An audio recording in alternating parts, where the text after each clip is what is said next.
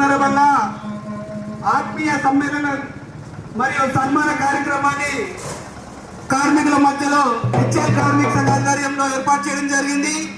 మరి ఈ కార్యక్రమానికి ఇచ్చేసిన కార్మికులందరికీ కూడా పేరు పేరున స్వాగతం పలుకుతూ మరి ఈ సన్మాన కార్యక్రమానికి సమన్వయం చేయాల్సిందిగా HL Karmika Sangh finance secretary N Srinu Nayak గారిని కోరుతా ఉన్నాను. I request N Srinu Nayak గారు.